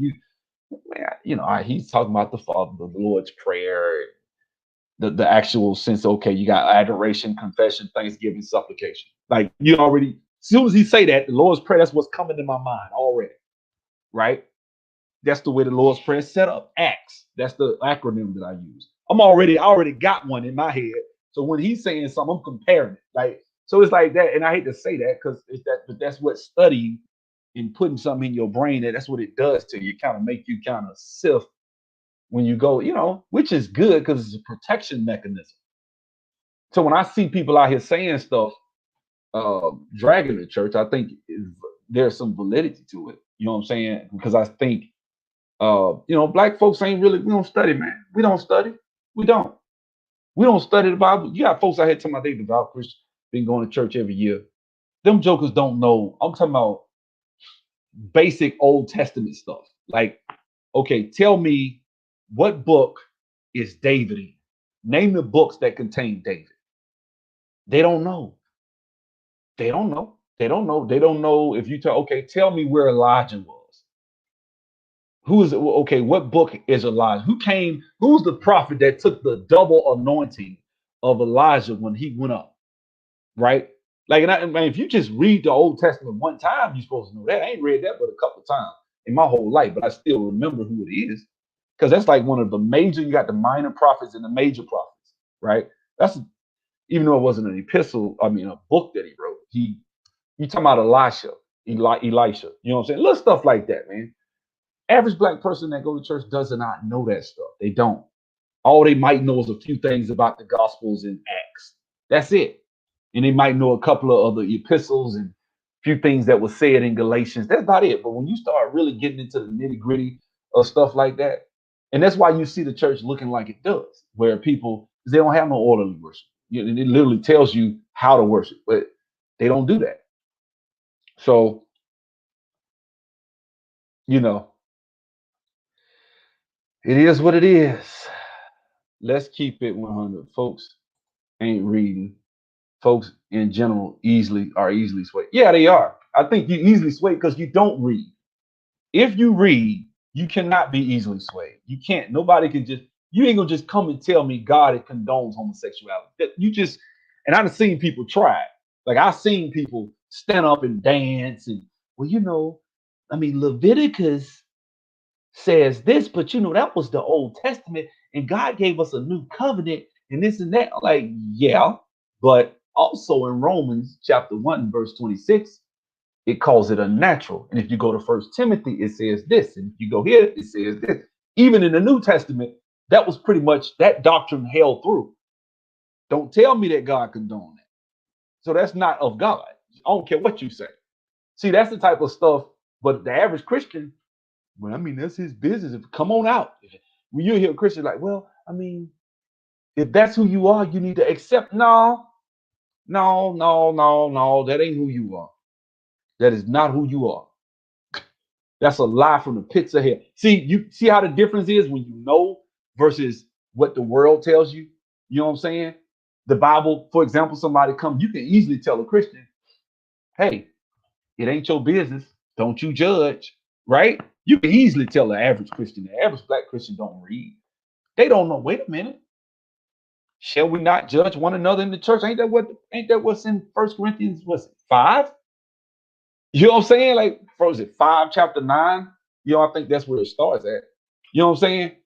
But if we don't read, so we don't know. So somebody do some dirt and then they throw out, you can't judge me, and people, you gotta leave them alone. You can't. No, nigga, you stole.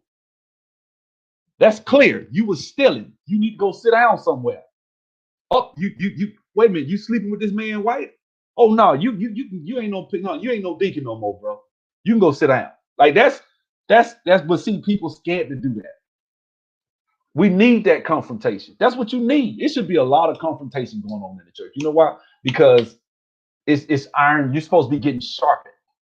right? Like I know a situation, let me put it like this, where this dude is sleeping with this man's wife, right? This is actually happening, right?